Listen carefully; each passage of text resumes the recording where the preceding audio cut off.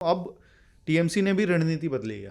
अच्छा, अब वो उन्होंने क्या देखा कि बीजेपी क्या कर रही है। बीजेपी ने चुनाव को डिसेंट्रलाइज कर दिया कि भाई आप रानाघाट के लिए अलग दे दिया, मेदिनीपुर के लिए आपने अलग दे दिया, शुवेंदु के परिवार को हैंडओवर दे दिया कि आप इतनी सीटें आप लोग देख लो, जगन्नाथ सरकार को दे दिया रानाघाट के लेवल की सीटें आप लोग देख लो, है ना। इस तरह से करके डिवाइड कर दिया, पुरुलिया में किसी और को दे दिया। तो अब जब ये दिख रहा है कि सेंट्रलाइज कैंपेन नहीं है, गृह मंत्री आके उस तरह से चार्ज अभी तक नहीं ले रहे हैं, प्राइम मिनिस्टर आके उस तरह से खुल के जो लड़ाई पिछली बार लड़ी जा रही थी वो नहीं लड़ रहे हैं, तो फिर उन्होंने ये डिसेंट्रलाइज कैंपेन पे फोकस करना शुरू कर दिया है। अब जगन्नाथ सरकार के यहाँ पे शायद 7-8 सीटें जो रानाघाट वाली हैं उनके पास है, तो वहाँ क्या लोकल स्ट्रैटेजी अपना रहे हैं, लोकल चुनाव क्या लड़ रहा है, हर सीट बाय सीट वो मॉनिटरिंग शुरू कर दी गई है, ताकि क्योंकि अगर इलेक्शन बीजेपी लोकल लेवल पे ले जाती है तो टीएमसी के लिए बहुत डेंजर हो जाएगा।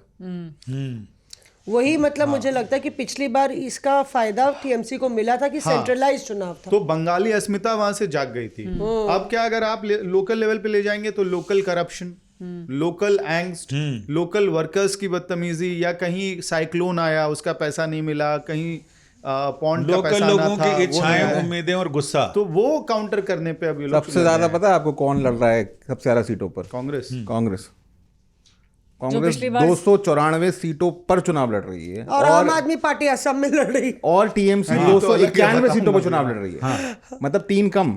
तो कांग्रेस 294 पे लड़ रही है और उससे 3 कम टीएमसी लड़ रही है, और 18 सीटें मैं बताता हूँ। एक तो मैं ये जानकारी दे दूं कि लगभग अब ये तय है कि अधीर रंजन चौधरी चुनाव लड़ेंगे, असेंबली का चुनाव लड़ेंगे, और बहरामपुर जगह है मुर्शिदाबाद के अंदर ही आती है, उस कॉन्स्टिट्यूंसी से वो लड़ेंगे चुनाव। ये राहुल ने खबर फोड़ी भी है चैनल। ये स्क्रीनिंग कमेटी में उनका नाम आ गया है, और अब in all likelihood it will be approved in CAC. और शुभांकर सरकार जो कि अध्यक्ष हैं वहाँ के, उन्होंने हमें पहले भी कहा था कि अगर वो चुनाव लड़ते हैं तो वो बंगाल में कांग्रेस का फेस होंगे। अच्छा, हाँ, आप देखिए अगर वो कांग्रेस का फेस होंगे तो जाहिर है ममता बनर्जी तो उनको सबको मालूम है कितनी खार है दोनों में बीच में, तो कैसे वो लड़ाई लड़ेंगे, और जब वो कैंपेन करेंगे, कैंपेन में क्या बोलेंगे, कितना हमला ममता बनर्जी पर करेंगे, वो अलग बात है। लेकिन मैं पिछली बार कहा था कि मामू पार्टी कहा जाता है कांग्रेस को, मालदा मुर्शिदाबाद, लेकिन मालदा और मुर्शिदाबाद के अंदर 40 असेंबली सीट्स हैं। तो अगर कांग्रेस पार्टी को ऐसा लगता है कि अगर हम 10-15, एक मौसम नूर भी एक वो भी पार्टी के अंदर आई हैं, वो भी प्रोमिनेंट फेस हैं वहाँ पर, अब अधीर रंजन चौधरी चुनाव लड़ेंगे। कांग्रेस पार्टी को उम्मीद है कि इस बार हम 100 गुना अब वो अपना वो बढ़ाएंगे, परफॉर्मेंस देंगे 100 गुना। 0 से 10 चले जाएंगे तो 100 गुना हो जाएगा ना। 0 into 100 0 ही होता है, ठीक है। 0 into जो है तो उनका मानना है कि अगर हम 10 सीट भी ले आए, 15 सीट भी ले आए, तो ये कितनी बढ़ोतरी है। अच्छा, नहीं तो सामने वाला असेसमेंट भी आपको दे दूं, मामू ही टीएमसी के भी चार्ट्स पे दिख रहा है।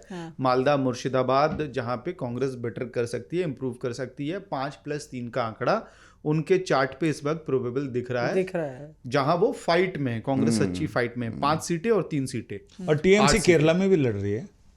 टीएमसी वो तो यूपी में भी लड़ रही थी, उसका क्या है। आपको पता है यूपी में ललितेश जो है त्रिपाठी जी, ललितेश त्रिपाठी जो है वो टीएमसी के कैंडिडेट थे, और अब वो इंतजार कर रहे हैं कि वो कहाँ जाए, क्योंकि टीएमसी का क्या है यूपी में, तो किसी को भी कहीं से लड़ा लो। लोग कहते हैं कि ललितेश त्रिपाठी चुनाव जीत जाते अगर वो टीएमसी से नहीं लड़ते। उनका सिंबल ही नहीं बता पाए लोगों को, क्योंकि सिंबल है 3 पत्ती है ना उनका सिंबल, वो समझा ही नहीं पाए। यूपी के गाँव में जो लोग हैं बेचारे, जो नहीं उनको इतना पता है कि भाई तृणमूल का मतलब क्या है, उसकी पार्टी का सिंबल क्या है, वो समझा ही नहीं पाए उन लोगों को। भाई ये फूल तक कहीं नहीं देखे हैं, कौन वो जीत जाते और चुनाव जीत जाते। अब वो इंतजार में कि शायद उनकी कांग्रेस में घर वापसी हो सके। Reporters of